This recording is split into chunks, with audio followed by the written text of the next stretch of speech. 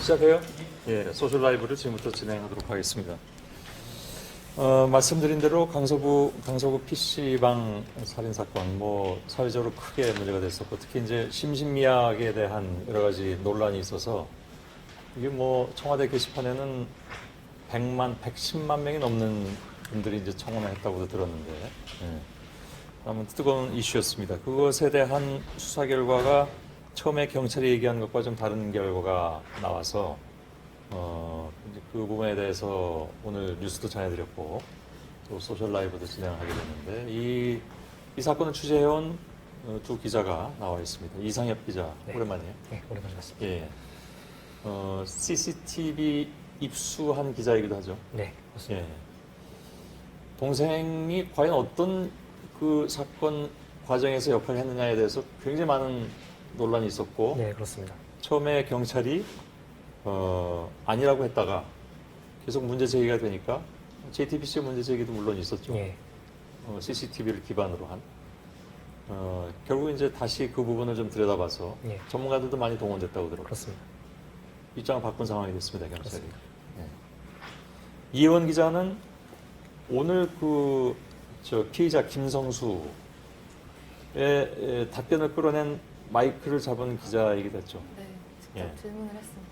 조금 의외였습니다. 그러니까 동생도 벌 받아야 된다고 얘기해서. 네, 그 김성수가 취재진 앞에 나온 게 이번이 세 번째인데요. 그렇죠. 앞선 두 번 모두 좀 답변도 아주 짧았고 시선 처리도 좀 불안정해서 이번에도 사실 저희 미리 만난 취재진끼리 어떤 질문을 할지 얘기를 하는 과정에서 예. 오늘도 답변을 짧게 할 가능성이 있으니까 미리 준비한 질문 이외에 즉석으로 좀 질문을 던져보자 이렇게까지 예. 얘기를 하고 이렇게 들어갔는데 정말 모두의 예상과 다르게 그러게요. 첫 번째로 왜 찔렀냐, 뭐가 억울했냐는 질문에 3분 넘게 대답을 했습니다. 예. 그래서 평소와는 좀 다른 모습을 보여서 나름 본인이 좀 생각을 하고 정리해서 나온 건가요? 느끼기에? 제가 아니면 느끼기에는 예.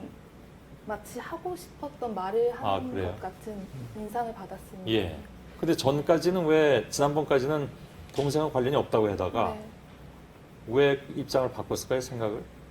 김성수가 오늘 한 말에 따르면은 자기도 이제 CCTV를 봤더니 그 전까지는 몰랐던 동생의 행동이 보였다. 그렇기 때문에 만약 동생이 잘못한 게 있었다면 예. 처벌을 받는 게 맞겠다. 이렇게 대답을 했습니다. 예. 그럼 그건 또 달리 생각할 수도 있는 부분이 CCTV를 보고 김성수가 동생의 행동을 판단했다면 네, 사전에 공모를 했다든가 하는 부분이 좀 약해지는 거 아닌가요? 그렇게 대답을 하면? 사실 그렇습니다. 그러니까 아예 그 현장에서 동생의 모습을 못 봤다는 진술의 취지인데 예. 저희도 좀 이해가 안 됐던 부분이기도 합니다. 그 부분에 대해서. 예. 아무튼 그걸 이 이후에 얘기하는 과정에서 그게 더 나올 수 있을지 모르겠습니다만. 네, 대개 왜 그렇게 이제 피의자든 누구든 아니면 이제 혐의를 받고 어디에 이제 그 검찰에 출석한다든가 하는 사람들을 인터뷰할 때 기자들이 이렇게 따라붙으면서 질문하는데 저도 그거 이제 보면서 가끔 느끼긴 하는데 저런 의례적인 질문은 뭐하러 하나? 예? 답변이 뻔한데 혐의를 인정하십니까? 안 한다고 하잖아요. 다. 그죠? 그런 질문은 어떻게 정합니까?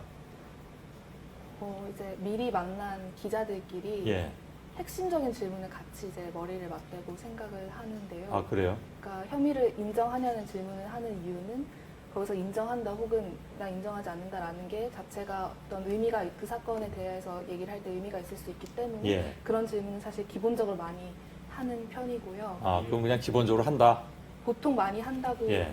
저는 느꼈습니다. 예, 근데 그래요? 김성수 같은 경우는 워낙 국민적인 이슈가 큰 사건이기 때문에 특히 그 중에서도 동생에 대한 얘기가 좀 핵심적이기 예. 때문에 저 오늘 기자들끼리 만났을 때도 처음 한 얘기가 동생에 대해서 한번 먼저 물어보자라는 예. 거였습니다.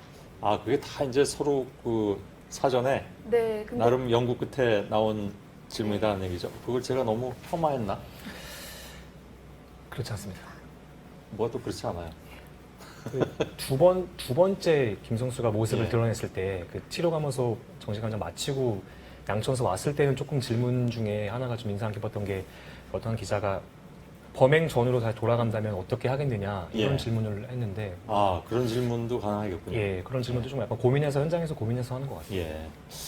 제가 아마 그렇게 느꼈던 것은 질문의 전 과정을 저희들이 시간상 보여드릴 수가 없으니까 그냥 짤막하게 한두 마디 질문만 보여드리다 보니까 제가 그런 오해 아닌 오해를 했을 수도 있겠습니다. 저도 여기서 한 35년 일했는데 이혜원 기자는 이제 들어온 지 1년도 안 되는 시창 기자한테 배웠습니다. 네, 열심히 알았습니다. 근데 한 가지 오늘 예. 보도한 것 중에 약간 좀 의문이 가는 부분이 예. 이것만 제가 질문드리고 예. 안나경 앵커께 좀 남겨드릴게요. 네. 아니야, 이 부분은 아까 안나경 앵커가 저한테 저 얘기한 부분이기도 하거든요. 예. 그러니까 안 앵커가 질문해 줄래요? 네, 지금요? 예. 네. 아까 제가 이상엽 기자한테도 뉴스 오기 만났습니다. 전에 예. 물어봤었어요. 아, 그렇나요? 예. 네. 뭐였냐면 저희가 처음 이상엽 기자가 이제 주말 뉴스룸이었죠. 예, 예, 예. 보도를 할 때 그 흉기를 형이 휘두를 때 동생이 피해자를 잡고 있었다라고 보도를 했는데 오늘 네. 경찰은 그게 아니라고 네. 봤고 그리고 네. 아까 이상엽 기자한테 물어봤을 때는 전문가들 의견과 경찰의 의견이 반반으로 그렇습니다. 갈린다는 예. 정도로 이야기가 나왔잖아요. 지금 좀 결론적으로 말씀드리면 이 좀 쪼개서 설명을 좀 드릴 필요가 있는데 처음에 에스컬레이터에서 내려오는 피해자가 있고 네. 그 이후에 김성수가 처음 덮칠 때의 그 행동을 보면 김성수가 일반적으로 이렇게 때리는 듯한 주먹을 이렇게 휘두르는 듯한 모습을 보이고 네. 이 내려와서는 뭔가 이 주먹에 어떤 걸 쥔 채로 이렇게 위아래로 반복하는 모습을 보이는 네. 그런 부분이 있었기 때문에 그렇게 봤는데 이후에 이 부분에 대해서 어쨌든 전문가들이나 뭐 경찰과 유가족 측 입장이 좀 갈리긴 하지만 유가족 측과 이 전문가들의 그 입장은 이게 주먹에 쥔 게 그러니까 일반적으로 이 행동의 패턴을 봤을 때 분석했을 때 이게 흉기로 보인다, 흉기일 가능성이 높다 이렇게 분석을 한 상황이거든요. 근데 물론 되게 수사 결과가 나와야 하고 지금 경찰에서 넘어간 단계지만 검찰 단계에서도 조금 철저하게 좀 밝혀져야 할 그래, 분위기도 그럼 합니다. 경찰이 그 동생을 공범으로 예. 얘기를 하는 그 근거는 그럼 뭔가요? 그래서 사실 그건 그게 폭행 예, 부분만 그게 의문인 보면. 게 그러니까 네. 지금 경찰 수사 결과 발표 그 자료를 뜯어 보면 이 뭐 종합적으로 분석을 하고 영상을 다시 보정해서 분석을 해보니까 그 동생이 피해자를 잡는 그 장면이 그러니까 폭행을 가했다고 볼 수 있다, 그러니까 네. 공범이라고 볼 수 있다고 네. 하는데 사실은 그거는 분석을 하지 않아도 이전부터 잡는 그렇죠. 행위는 네. 눈에 보이기 때문에 그때부터 제가 계속 경찰한테 의문을 던졌거든요. 이거에 대해서 잡고 있는 행위 자체가 좀 이상하다. 근데 결국은 그걸 인정하는 셈이 된 거죠. 예. 아, 그 부분에 대해서? 그렇습니다. 예. 알았습니다. 저는 오늘 여기까지만 좀 듣고 물러가도록 하겠습니다. 예. 한 앵커가 좀 더 있어줄 네. 거고요. 예. 수고하셨습니다. 수고 잘하세요. 네. 아, 오늘 이혜원 기자는 소셜라이브 처음 출연이라고. 네, 처음 나왔습니다. 네. 어떤가요? 아, 네, 마이크가 잘 안 들렸나요, 혹시? 아, 네. 네. 그러면 이상엽 기자님 그 이야기를 먼저 할까요? 제가, 물론 이 사건과 관련된 궁금점들도 있긴 하지만, 네. CCTV 영상을 보도하는 것에 대한 궁금점이 저는 좀 생겼어요. 예를 들면 네. 궁금점이라기보다 고민이라고 하는 게 맞을 것 같은데 특히나 최근에는 CCTV 영상뿐만이 아니라 무슨 블랙박스 영상이나 뭐 그냥 핸드폰으로 촬영한 영상 같은 것들을 저희가 보도 화면으로 많이 활용을 네. 하잖아요. 그리고 김성수 이 강서구 PC방 살인 사건과 관련해서는 CCTV 영상이 정말 수도 없이 아까 이상엽 기자가 말한 네. 콩콩 뛰면서 때리는 그 장면은 정말 여러 채널에서 여러 번 반복해서 봤던 장면인데 네.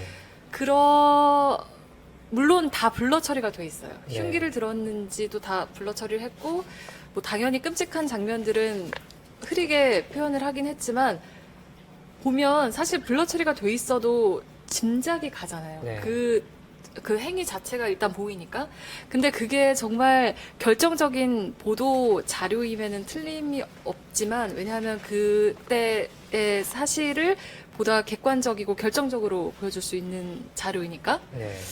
근데 한편으로는 물론 이번 사건은 아닐 수도 있어요. 유가족들 네. 입장이 지금 아까 이상혁 기자 설명한 대로 좀 더 보다 구체적으로 사건의 실체를 알고 싶어 하기도 하고 네. 또 뭐 언론의 그러한 영상 보도를 통해서 좀 더 많은 이야기들이 나오길 원하면 상관이 없겠지만 그걸 계속 보고 있어야 하는 다른 사건들에 네. 있어서 그 피해 장면을 계속 보고 있어야 하는 유가족들도 그렇고 굳이 유가족들이 아니어도 그냥 일반 시민들도 그거를 계속 보면서 물론 각성시키는 효과도 있겠지만 좀 저희가 너무 그런 것들이 좀 안 좋게 다가갈 수 있지 않을까, 트라우마까지는 아니어도 네. 좀 보기가 힘드시진 않을까라는 생각을, 고민들을 많이 한 것 같아요. 최근에 이런 일들이 많기도 했고, 물론 그런 고민이 이제 블러 처리나 여러 가지로 다 반영이 돼서 나타나는 걸 텐데, 기자들도 참 고민이겠다 싶더라고요. 그걸 보도할 때.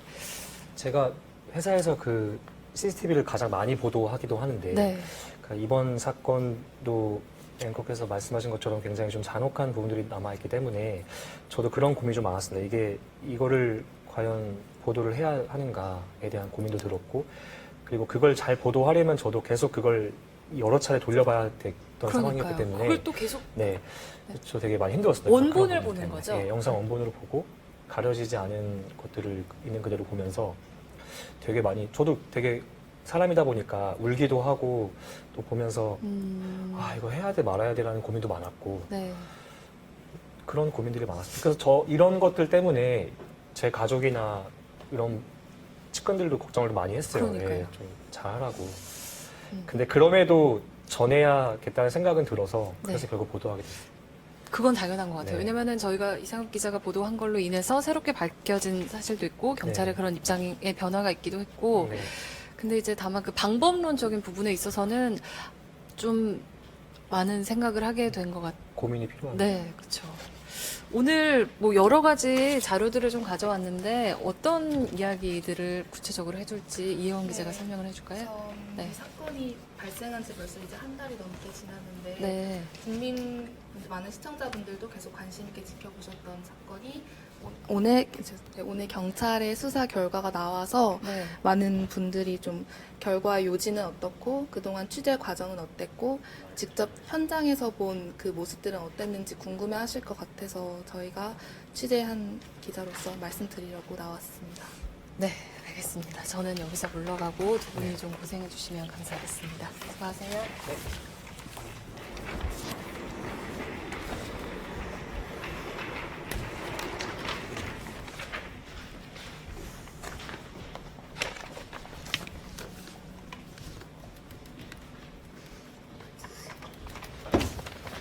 네, 저희 인사부터 드리겠습니다. 저는 사회부 이상엽 기자입니다.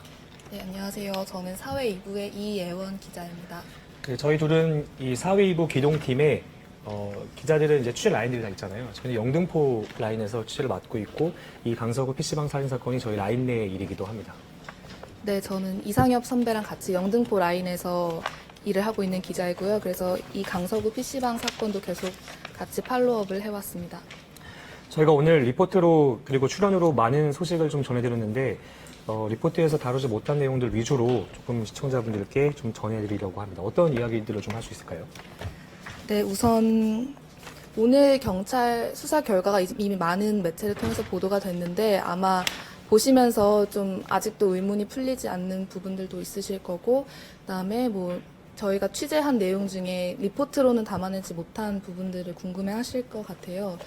예를 들어 뭐 동생이 공동 폭행 혐의로 결론이 났는데 그 이유는 뭔지, 그 뭐 어떤 근거로 그렇게 결과가 나온 건지, 뭐 그 전에 또 심신미약 얘기가 많았잖아요. 심신미약 결과가 어떻게 나오고 그 이유는 무엇인지 이런 점들을 좀 조목조목 말씀해드리겠습니다. 네, 그럼 하나하나 쪼개서 저희가 좀 설명을 좀 드리겠습니다. 먼저 이 최초의 이 사건이 발단이 된 거는 이 PC방 안에서 말다툼이 있었다. 그때 당시 출동했던 경찰들이 있고 이 단순 시비 문제로 불거진 일이잖아요. 그리고 당시는 좀 어땠나요, 그 당시에? 이게 처음에는 지금까지 이제 밝혀진 바로는 어떤 PC방에서 자리를 치워주지 않는다던가 뭐 게임비를 환불해주지 않는다 이런 어떻게 보면 상대적으로 사소한 문제에서 시작된 건데 그래서 처음에 이제 경찰관분들이 그 경찰관이 출동했을 때도 그 당시에는 어떤 폭행을 하겠다 뭐 이런 협박은 없었던 상태라고 경찰은 얘기를 했습니다. 그래서 이제 처음에 돌아간 이유도 그게 단순 시비에서 불거진 신고였기 때문에 돌아갔다 얘기를 한 거고요. 여기서 좀 짚어야 할 게 왜 그럼 그때 당시에 뭐 체포를 하거나 왜 하지 않았느냐. 약간 적극적으로 왜 이렇게 개입하지 않았느냐 이런 그 댓글들 기사에 대한 댓글도 많던데 그거에 대해서 설명을 좀 해주시면 좋을 것 같아요. 네, 맞습니다. 많이들 말씀하시는 게 처음 출동했던 이제 경찰관들이 나중에 이제 신고가 들어갔을 때 똑같이 출동을 했었잖아요.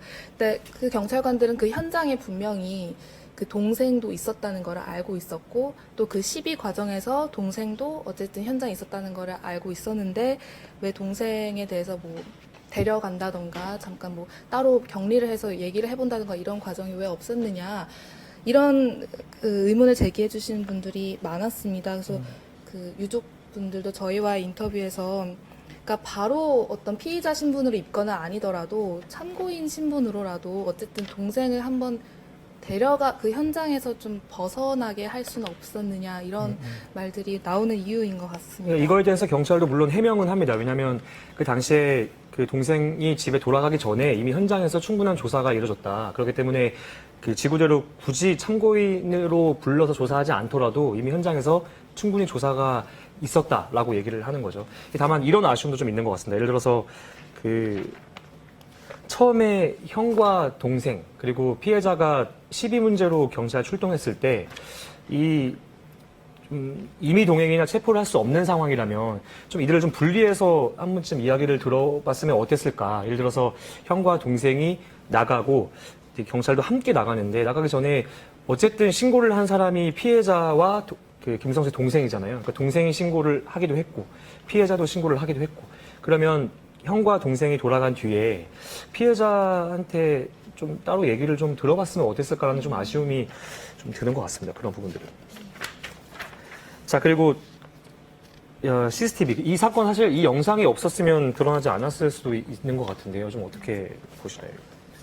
네, 맞습니다. 그 만약에 CCTV가 이제 공개가 되지 않았다면은 김성수만 어떤 입건했다는 것에 대해서 많은 분들이 그럼 동생은 그 현장에 있던 동생 어떻게 되는 거냐라는 의문을 좀 덜 가졌을 수 있을 거라고 생각을 해요. 네. 근데 이 사건 자체가 아침에 그러니까 PC방이라는 너무나 일상적인 공간에서 벌어진 거잖아요. 너무 잔혹한 사건이. 네. 그렇기 때문에 시청자분들이 좀 더 정말 한 점의 의혹도 없이 수사가 진행됐으면 좋겠다라는 바람을 많이 하셨고 네. 그 연장선상에서 그 시청자분들이 CCTV로 봤던 그 동생의 존재, 동생의 행동이나 어떤 그런 의도를 많이 궁금해하셨던 것 같습니다. 첫 보도 이후로 청와대 국민청원이 굉장히 빠르게 늘기 시작했습니다. 사실 저희도 이 부분이 되게 궁금했는데 그 역대 이 청원 수가 어떻게 되죠? 이전에 청원 수가? 이전에도 물론 뭐 40만 명을 넘는다던가 네. 그러니까 예를 들어 그 난민법 개정이라던가 그동안 좀 많은 여론의 관심을 받았던 사건들의 경우에 20만 명을 넘어서 청와대가 답변을 내놓은 청원들이 꽤 있었습니다. 하지만 저희도 처음에 이 국민청원이 20만을 넘을 때는 청와대가 어떤 답변을 할지 네. 한번 같이 기다려보자라고 생각을 했는데 점점 30만, 40만, 그다음 100만을 넘었을 때는 약간 많이 저는 사실 많이 놀랐습니다. 정말 많이들 관심을 갖고 지켜보고 분노하고 계시는구나 그런 생각을 했었습니다. 또 그때 되게 놀라웠던 게 그 청와대 청원이 늘어나는 것도 되게 뭐 놀랐지만 그 PC방 입구에 사실은 그 작은 단상에 이런 하얀 국화꽃이라든가 이 포스트잇이 붙었을 때는 이게 국민적으로 많은 분들이 되게 아파하고 있구나, 이 사건에 대해서 많이 들여다보고 있구나 이런 또 생각이 들기도 했습니다. 이 청와대 답변이 아직 안 나왔죠? 네, 아직 안 나왔습니다. 이 답변도 좀 주목되는 상황입니다. 사실 이 사건을 조금 쪼개서 하나하나 좀 보면 CCTV가 공개되고 피해자 아버지 인터뷰가 있고 그 이후에 또 당시 담당이었던 남궁인 의사가 SNS에 글을 올리면서 이게 또 이슈가 됐죠. 네. 사건 당시에는 어땠나요? 14일 당시에. 지난달 14일. 사실 사건 당시에는 이 사건이 이렇게 크게 많은 관심을 받을지는 몰랐습니다. 사실 그 사건의 내막이나 이런 게 알려지기 전이었고 알려진 정보라고 하면 강서구의 한 PC방에서 종업원이 어떤 손님으로부터 살해당했다 이 정도였는데 알면 알수록 그 현장에 다른 뭐 동생이 더 있었고 그 다음에 시비가 있었고 그 시비를 봤던 그 종업원이 그러니까 피해자가 점주한테 어떤 이런 상황이다라는 카톡도 했었고 이런 부분들이 하나둘 알려지면서 더 좀 커진 사건인 것 같습니다. 그 지난달 이게 10월 14일 날 있었던 사건인데 제가 이현 기자랑 그 다음날 15일날 아침에 우리 그 취재 기자들 그 카톡방에서 제가 이런 얘기를 한 적이 있어요. 아마 기억할 텐데. 우리 어제 우리가 쉴 때 이런 일이 있었다. 근데 이게 너무 기사가 안 났네. 우리 한번 보자. 이렇게 얘기를 한 적이 있거든요. 그래서 이제 그러다 보니까 제가 이제 취재를 하다 보니까 이런 게 진행이 된 건데, 당시엔 사실 그 단신 몇 건만 온라인에 올라온 상황이었고, 또 유가족분들은 이제 그런 거에 대해서 굉장히 좀 서운한 마음도 있었고, 예. 그래서 이제 나중에 그 피해자 아버지가 직접 이제 언론에 나서면서 인터뷰를 하게 됩니다. 이 아버지의 얼굴을 공개한 부분에 대해서 인터넷 기사 댓글에는 그 당시에는 이제 김성수가 얼굴이 공개되기 이전이기 때문에 김성수의 모습은 얼굴은 공개가 안 되는데 피해자 아버지 모습을 어떻게 공개할 수가 있느냐. 그래서 이 부분에 대한 댓글도 많았는데, 그때 이제 유가족분들이 제게 연락을 하시면서 얼굴은 가리지 않았으면 좋겠다. 좀, 내가 내 모습을 드러내고 아들에 대한 이야기를 하고 싶다. 이렇게 먼저 이야기를 했는데, 그래서 회사에 왔어요. 그 아버지랑 어머니랑 그 숨진 아르바이트생의 친형이 이렇게 세 분이 왔는데, 제가 그때 그 모습을 잊을 수가 없어요. 아버지 같은 경우는 그 숨진 아르바이트생만큼이나 키가 굉장히 컸고,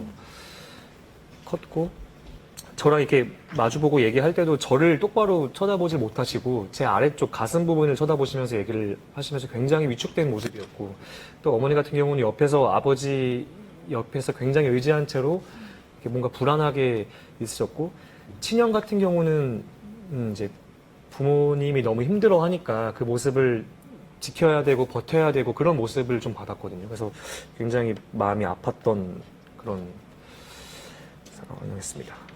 그리고 그 이후에 사실 저는 그 피해자가 모델이 꿈이었다는 것도 아버지 인터뷰를 하면서 알게 된 사실인데, 그러다 보니까 생전에 이게 연습을 하는 또 영상이 또 리포트에 소개를 해드렸는데, 그거 편집하면서 되게 많이 울었어요. 그런 모습 보면서 되게 키가 크고 너무 잘생겼고 너무 멋있고 좀 많이 안타까운 것 같습니다. 그리고 유족뿐만 아니라 이제 피해자랑 같이 일했던 PC방 다른 직원이나 점주분들도 인터뷰를 했었는데, 그때 좀 기억에 남는 말이, 너무 워낙 착하고 성실해서 일 끝나고 같이 게임 한 판 하는 게 되게 즐거웠다. 이런 말을 하면서 많이 좀 참담해 하셨는데, 그 목소리랑 어떤 그런 말들이 저도 계속 취재하면서 많이 생각이 나더라고요. PC방 점장 이야기를 안 할 수가 없는 게, 일단 굉장히 젊습니다. 20대 후반 남성의 점장인데, 참 대단한 게, 제가 처음 가서 이 CCTV를 좀 봤으면 좋겠다라고 얘기를 할 때, 솔직한 마음에 사실은 이게 PC방도 문제가 될 수 있기 때문에 점장 입장에서는 이게 영상이 나가는 거에 대해서 굉장히 저는 어렵지 않을까, 그러니까 저한테 주는 거에 대해서 힘들지 않을까 했는데, 그때 딱 점장이 한 말이 이거예요. 이거 좀 밝혀주세요. 이 친구 되게 좋은 친구라고, 억울하다고. 그러니까 우리 PC방 장사 안 해도 돼요. 진짜 속된 말로 망해도 되니까 영상 공개하고 좀 취재를 해달라. 이렇게 얘기를 했던 게 굉장히 기억이 남습니다. 저도 그때 이제 선배가 월요일에 저희 같은 라인 기자들한테 이거 한번 취재해보자라고 하셨는데, 그러니까 저희는 이렇게 취재할 때 CCTV를 많이 확인해야 하니까 좀 많이 구하러도 다니고 하는데, 처음부터 사실 쉽진 않겠다고 생각을 했었어요. 근데 그 다음 날인가 다다음 날에 선배가 CCTV 그 PC방 주인분이 되게 어려운 결정을 해주셔서 이렇게 보게 됐다. 그러니까 한번 더 들여다보자 이렇게 말씀하셔서 그게 좀 기억에 많이 남았습니다. 그리고 이제 김성수가 얼굴이 공개될 때 굉장히 논란이 컸습니다. 왜냐하면 이전에 있었던 뭐 강남역 사건이라든가 해서 굉장히 얼굴 공개되는 게 뭐 공개도 하다가 또 안 하다가 이런 기준이 명확하지 않다. 그거에 대한 논란도 있었고, 어쨌든 공개가 됐습니다. 그래서 이 3번 김성수가 모습을 언론에 드러내게 되는데, 이때 오늘 아까 앵커랑 또 얘기를 했지만 오늘 마이크를 잡고 제가 질문을 했는데 저 느낌이 어땠나요? 일단 처음에 이제 김성수가 그 검찰로 송치되기 직전이죠. 경찰서의 모습을 드러냈을 때 손을 좀 떨고 있더라고요. 그리고 기자들의 질문에 대답을 할 때 호흡이 자꾸 가빠져서, 사실 이전의 그 모습과는 너무 달라서 속으로 많이 놀랬었어요. 근데 한편으로는 그러니까 예전에 하지 못했던 질문들도 한번 더 해보고 어떤 대답을 하는지 한번 같이 들어보자라는 생각도 있었고요. 확실히 아까도 잠깐 말씀드렸지만 첫 질문에 3분 넘게 대답을 할 거라고는 거기 있는 기자들이 예상을 못했던 부분이라 네, 그 점이 조금 인상적이었던 것 같아요. 저 같은 경우는 정말 영상을 정말 많이 봤어요. 이게 기사를 써야 되는 입장이기 때문에 정말 많이 봤는데 이 김 선수가 3번의 모습을 드러내는데 그중 가장 첫 번째 드러낸 게 정신감정 받으러 갈 때였거든요. 근데 이현 기자가 말했던 것처럼 굉장히 위축되고 고개도 약간 숙이고 눈을 감은 것 같은 느낌이 들 정도로 굉장히 위축된 모습이었는데 제가 봤던 그 PC방 내부의 영상에서 봤을 때는 굉장히 강하게 이제 얘기를 하거든요. 피해자에게 강하게 막 이렇게 뭐 얘기는 들리지 않지만 되게 강압적으로 얘기를 하는 느낌이 좀 있었기 때문에 처음 모습을 드러냈을 때 약간 좀 많이 차이가 있어서 되게 많이 놀라웠습니다. 그런데 이제 심신미약 한 달간의 정신감정을 받고 법무부가 감정 결과를 발표했습니다. 그 결과를 한번 내용을 좀 짚어주시죠. 네, 법무부 이제 치료감호소에서 김성수에 대한 정신감정 결과를 발표를 했는데 어떻게 말했냐면 그 범행 당시에 그러니까 심신장애 수준이 아니라 오히려 건재한 상태였다고 사료된다라고 말을 했어요. 그러니까 사물 변별 능력이랑 의사 결정 능력이 충분했다는 의미거든요. 따라서 심신미약으로 판단되지 않는다는 결론을 냈고요. 예. 그러니까 다시 정리하면 심신미약이 아닌 걸로 보인다가 아니라 그러니까 아니고 그리고 건재한 상태였을 것으로 사료된다. 그러니까 정상적인 판단력이 있다고 법무부도 본 거잖아요. 네, 맞습니다. 그러니까 처음에 이 김성수가 심신미약 논란이 된 것도 김성수가 경찰에 이 우울증 진단서를 냈다는 식의 보도가 나가는데 정정해서 정확하게 말씀드리면 김성수 본인이 낸 건 아닙니다.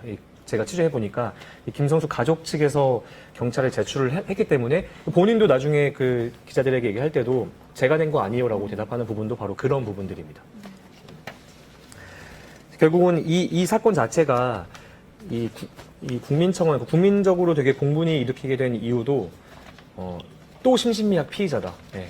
국민청원 그 제목도 사실은 심신미약이다 했는데 결과적으로 어쨌든 오늘도 본인이 심신미약 아니라고 본인도 본인 그런 말 하잖아요. 의사가 말한 게 맞다. 네. 이렇게 얘기하는 거 보면 본인이 심신미약 아니라고 인정한 거라고 볼 수 있을 것 같습니다. 네.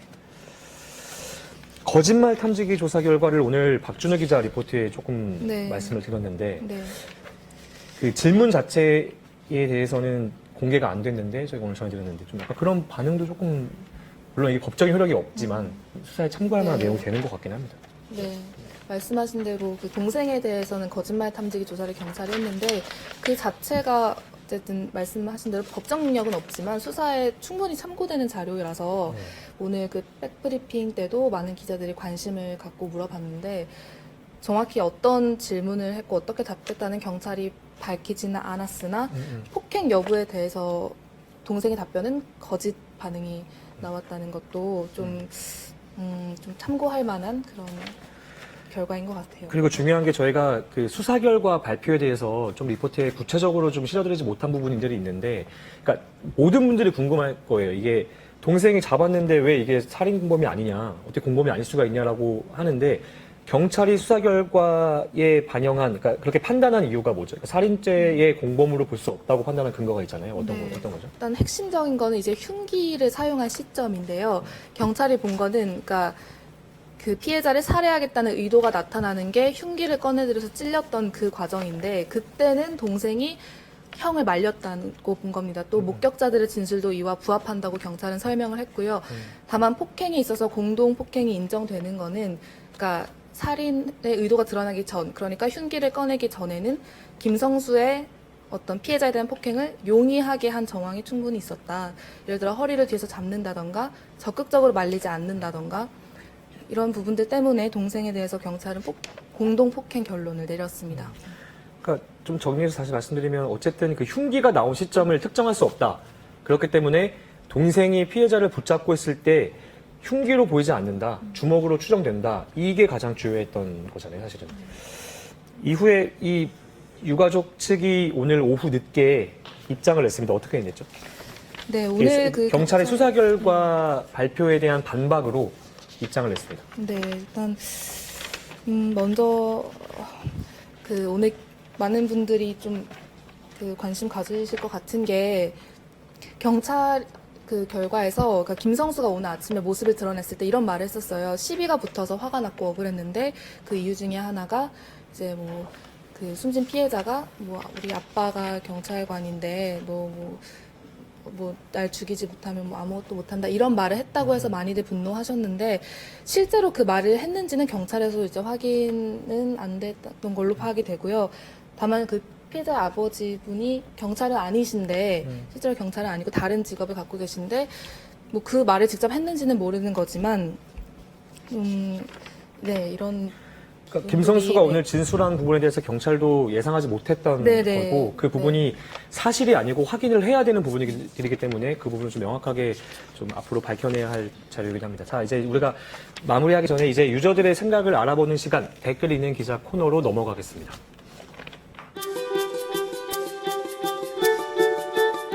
여러분의 목소리를 들려주세요.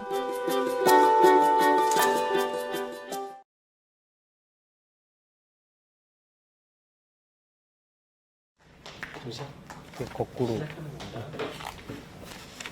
이거는 저희 이걸 저희가 이제 보여드려야 되나요? 아니면 네, 저희가 보면서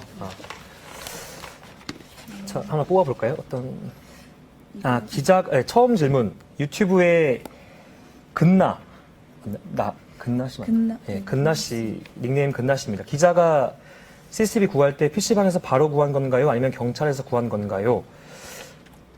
이 부분은 사건이 10월 14일 날 일어났는데 경찰은 그때 바로 영상을 일단 구했고 저 같은 경우는 사건 다음 날인 16일 날 추가로 입수를 했습니다. 결국 같은 영상을 구한 거긴 한데 제가 뭐 경찰 통해 받은 것도 아니고 따로 이제 각자가 따로 구한 내용이죠. 네, 그 다음에 유튜브에 이현성 님이 이런 질문 해주셨는데, 그러니까 앞으로 CCTV를 설치할 때 좀 음성까지 녹음되는 CCTV가 설치됐으면 좋겠다고 하셨어요. 그러니까 그 이번에 이 사건의 경우에 CCTV가 음성 녹음 기능이 없어서 그 시비 과정에서나 아니면 폭행 과정에서 어떤 대화들이 오가는지 몰라서 이것 때문에 좀 더 의혹이 증폭됐던 부분이 있어서 이렇게 생각하시는 게 되게 근데 이현성 씨 네, 질문은 네. 되게 너무 좋은 의견인 것 같아요. 이거는 왜냐면 저희가 음성이 없기 때문에 추정할 수밖에 없는 상황들이 많았기 때문에 저를 응원하는 글도 있습니다. 유튜브에 원동 씨가 제가 또 모자이크 안 된 화면을 보느라 고생 많이 했다고 이렇게 위로해 주셔서 감사합니다. 뭐가 또 있을까요?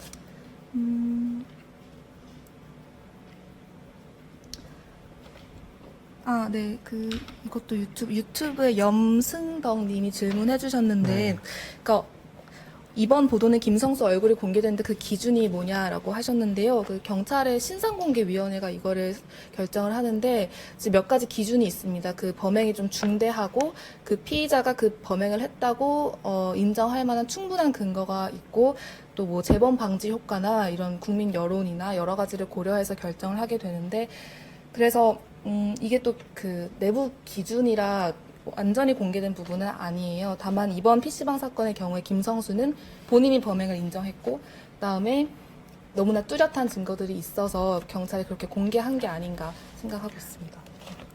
페이스북에 곽혜진 씨가 화장실에서 공모했을 수도 거짓말 탐지기 할 때 이 질문도 했는지 궁금해요라고 질문하셨는데 사실 저도 이 부분이 궁금했던 게 이 경찰이 최초에 이 동생이 가담하지 않았다고 밝힌 이유 중에 하나가 이 영상 속에 드러난 이 정황들을 봤을 때 이 두 사람이 범행을 공모할 만한 시간이 굉장히 부족하다, 없다라고 얘기를 하거든요. 왜냐하면 화장실에 머문 시간도 경찰에 따르면 한 2, 3초 정도. 제가 보기에도 짧습니다. 하지만 이 두 사람이 아까 말씀드린 대로 영상에 이 음성이 안 나오기 때문에 두 사람이 다니면서 충분히 공모할 만한 시간은 전 된다고 판단을 했고 경찰은 또 그게 아니라고 판단을 한 부분들이기 때문에 이건 어떻게 보느냐에 따라 좀 다를 수 있을 것 같습니다. 네.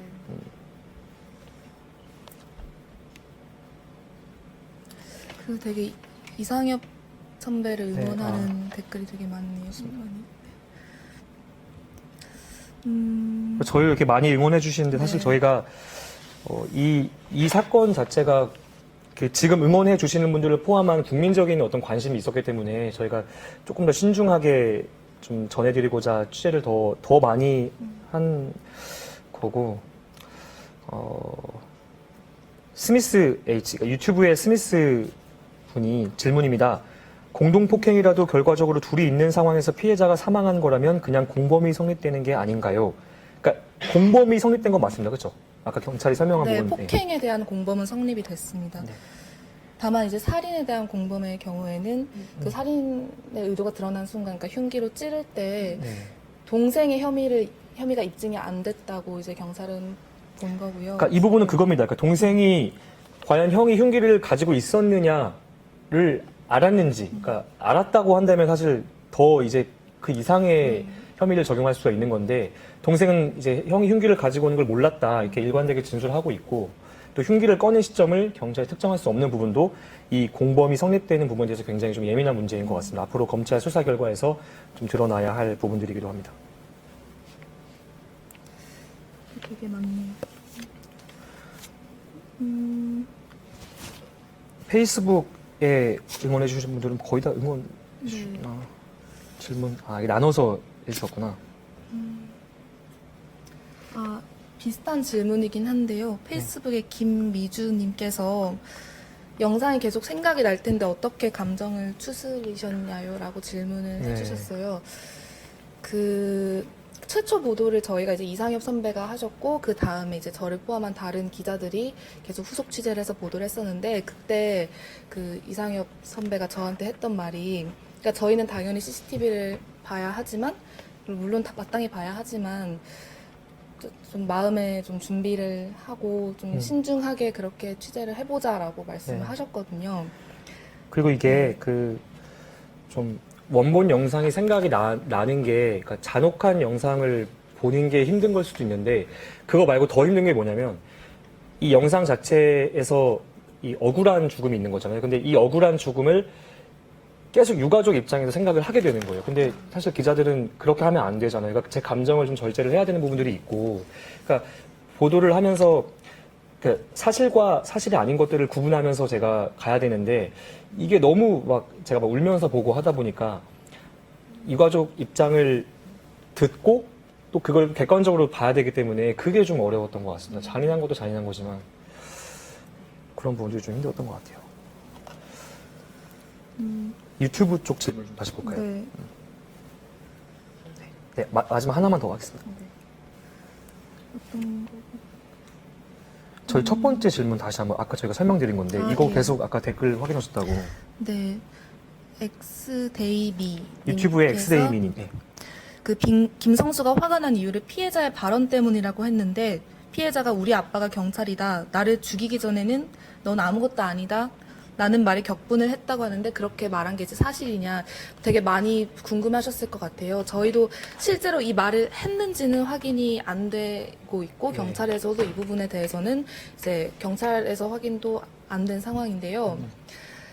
이제 다만 이거에 대한 유족의 입장은, 그 피해자 그렇게 말했을 리 없다라는 게 이제 유족의 입장이긴 해요. 왜냐면 일단 그러니까 첫 번째는 진짜 경찰이 아니고, 실제로 만약에 뭐 이런 부분이 아니더라도 그동안 피해자가 다른 손님들이나 아니면 뭐 점원들, 뭐 직원들, 뭐 동료들이랑 있었던 어떤 관계를 비춰볼 때 이제 유족 입장에서는 오늘 김성수가 그렇게 말한 거를 좀 받아들이기 힘든 그런 상황인 건 맞는 것 같습니다.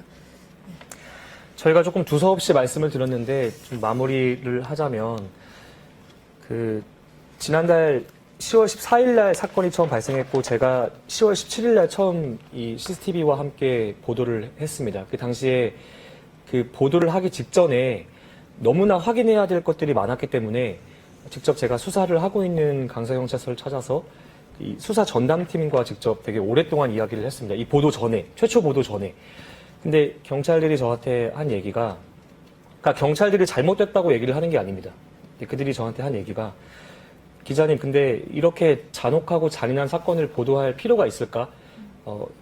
이 보도를 굳이 시청자 국민들이 궁금해할까? 이런 질문을 저한테 던졌거든요.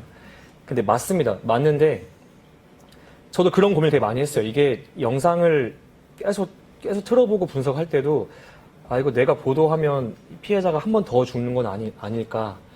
유가족은 자꾸 TV에 나오는 그 자기 아들의 어떤 잔인한 모습을 보고 한 번 더 울진 않을까, 이런 생각을 되게 많이 했거든요. 근데 그럴 때마다 제가 마음을 다잡고 한 번 더 보도를 해야겠다는 생각이 든 게 그러기에 너무 안타깝고 억울한 죽음이었어요. 이 자체가. 그래서 더 많이 알리고 싶었고 그래서 보도를 하게 됐습니다. 앞으로 저희는 이제 사회부 사건팀에서 계속 취재를 하고 있기 때문에 이 사건 말고도 이 사건은 물론 아직 끝난 게 아니기 때문에 검찰 수사 단계도 중요해서 계속 들여다보고 취재를 더 신중하게 열심히 잘 하겠습니다. 네, 네. 지금까지 저는 사회 2부의 이상엽 기자였습니다. 저는 사회 2부 이예원 기자였습니다. 감사합니다.